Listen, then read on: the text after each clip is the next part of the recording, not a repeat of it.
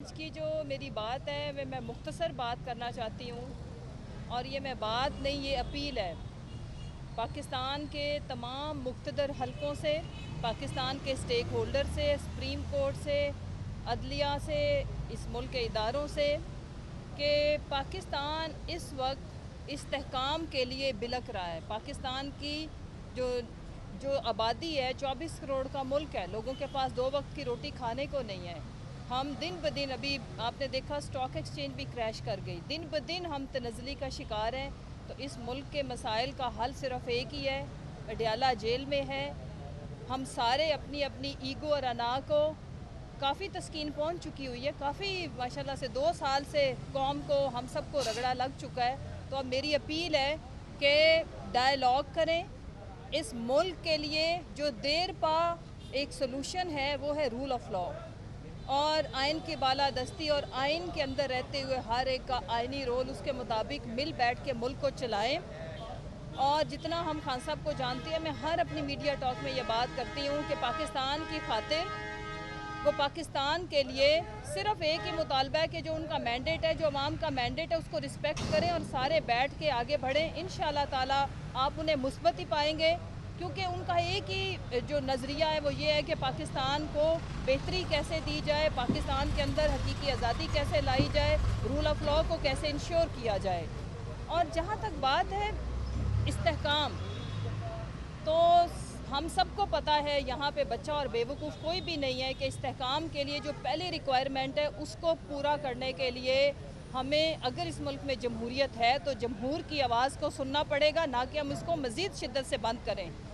ना कि ये कोई सलूशन नहीं है कि पार्टी पे पाबंदी लगा दें। पाबंदी लगाएंगे तो आवाम की सपोर्ट तो वहीं की वहीं मौजूद है, वो तो किसी और, वो तो मरियम नवाज़, शहबाज, जरदारी के पास नहीं चली जानी, बल्कि मज़ीद आप आवाम की ईगो को हर्ट कर रहे हैं, मज़ीद उनके गम और गुस्से को चैलेंज कर कर के यहाँ तक हालात पहुँचे हैं कि इस वक्त आवाम एक तरफ खड़ी है, पीटीआई साइड पे है।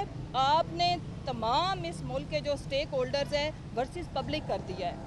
तो ये कोई अक्लमंदी वाली दानिशमंदाना बात नहीं है। आखिर में ये अपील है कि कलेक्टिव विजडम की अप्रोच, कोई किसी किस्म की पाबंदियाँ, किसी किस्म की फस्तायत, जो कलेक्टिव विजडम है उसको बदल नहीं सकती। और जो अवाम, जो बाशऊर अवाम, और अब तो जो हालात लोगों को फेस करने पड़े हैं उसमें सारे ही बाशऊर हो चुके हुए हैं। तो उनको बार बार चैलेंज करना, उसकी तस्दीक करना और उसको स्नब करना डंडे के ज़ोर पे, जैसे कि वो माशाल्लाह से महारानी उठती हैं, वो सिर्फ ये कहती जी इन पे पाबंदी लगा दो, इनको मार दो, और आवाम को समझाने की कोशिश क्या टिकटॉक के थ्रू की जाती है कि जी वो मुल्क के लिए ख़तरा है, इसलिए मुझे आपने वोट नहीं भी दिया, मेरी 17 सीटें भी हैं तो हमें कबूल कर लो। ये तमाशे हैं, ये तमाशे बंद करें। पाकिस्तान इन नौटंकी बाज़ों ने इंटरनेशनल आगे हमारा तमाशा हर रोज़ बनता है, ये तमाशा बंद करें और असल तमाशा जो इस मुल्क के अंदर भूख का नाच है, जो बिजली के बिल ना देने के ऊपर ख़ुदकुशियाँ, उनको समझें। और उनको समझने के लिए एक दर्दमंद दिल और अल्लाह की से हम पूरी कौम दुआ करें कि अल्लाह इनको वो आँख दे जो इनको दिखाए कि पाकिस्तान के अंदर जो फैमिली, पूरी फैमिली 24-24 घंटे काम कर रही है, वो 2 वक्त की रोटी खाने से कासिर है। क्यों? इस क्यों का हल ढूंढें, जवाब ढूंढें। आके स्टेटमेंट दे देना माशाल्लाह शहबाज शरीफ साहब के जी हम बरामदात इतनी कर देंगे, और दूसरी की जो टिकटॉक्स पे देखे तो दूध और शहद की नहरें नज़र आती हैं, ऐसे लगता है हम जन्नत में रह रहे हैं, मन सलवा आ रहा है। और हमें कुल मिला के जो हर जमात ने वादा किया था 300 यूनिट की बोली लगाई थी, 300 यूनिट अगर उस हिसाब से देखें तो हमें 1200 यूनिट तो फ्री बनते हैं। 300 बिलावल के, 300 मरियम के, 300 वो जो नई पार्टी बनी थी उनके, MQM के मिला के। तो ये लफाजी, ये ड्रामे, ये तमाशे इस मुल्क के मसाइल को हल नहीं कर सकते।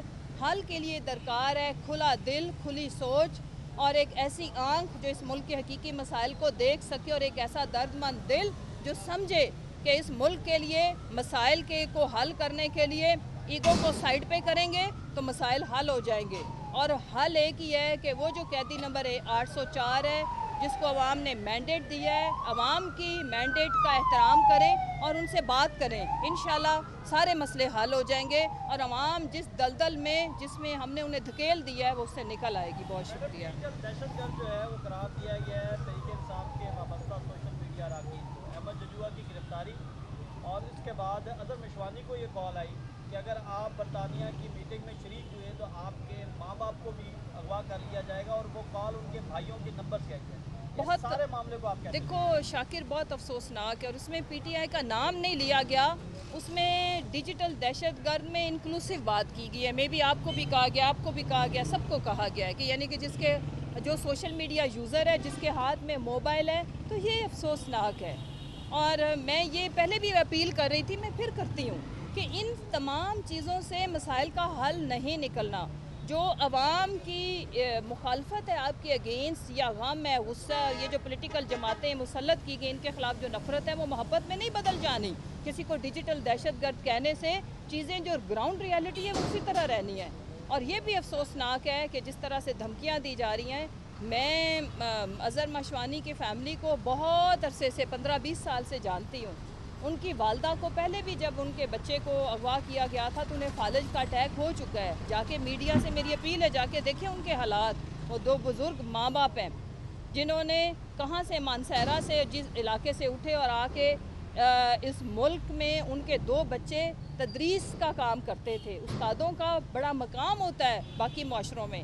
اظہر مشوانی ٹھیک ہے، اس کی وابستگی ایک سیاسی جماعت کے ساتھ ہے، اور اس کی باقی فیملی ٹوٹل نان پولیٹیکل ہے، وہ تو پروفیسرز ہیں، پڑھاتے ہیں، استاد ہیں۔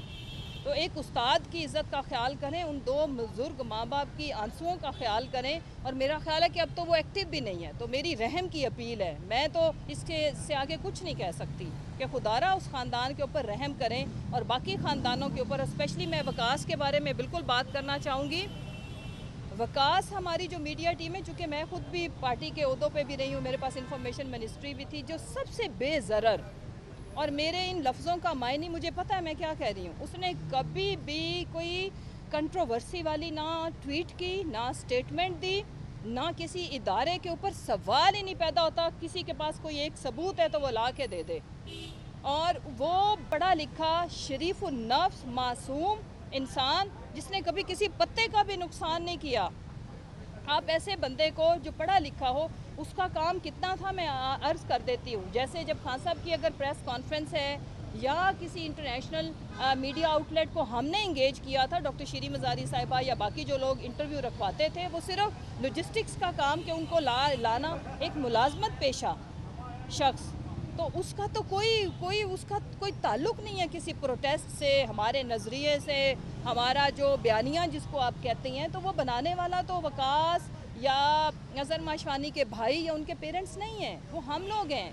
تو اس لیے میری اپیل ہے، اور میں دست بدست ہو کے اپیل کرتی ہوں کہ ان کا کوئی تعلق نہیں ہے۔ رضوان وہ امپلائی تھا پی ٹی آئی کا، اس کا کوئی نظریے سے، بیانیے سے اس کی کوئی قابل اعتراض آپ ایک لفظ نہیں نکال سکتے۔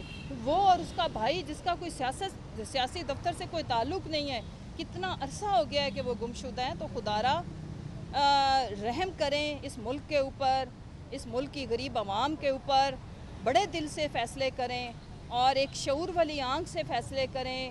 اگر مریم اور شہباز شریف اور ان کی آنکھ سے اگر آپ ہمیں جج کریں گے، تو مریم نے تو اپنے گھر کا کھانا خراب کر دیا، اپنی پارٹی کا کھانا خراب کر دیا، جو اس کے والد کے سب سے مشکل وقت میں ساتھ کھڑے ہوئے ساتھی تھے۔ آج ذرا کرمانی صاحب کی، خاقان عباسی کی، وہ جس کو انہوں نے خود پرائم منسٹر نامینیٹ کیا اور ان کی پارٹی کے لیے وہ لائل بندہ ثابت ہوا تھا، مفتاح کو آپ سن لیں، اب باقی ان کے جو لائل لوگ ہیں ان کو سن لیں، تو اس نے تو اپنی پارٹی کا، اپنے گھر کا سوا ستیہ ناش کر دیا، تو وہ ملک کے اوپر اب ماشاءاللہ ملک کے در پہ ہے۔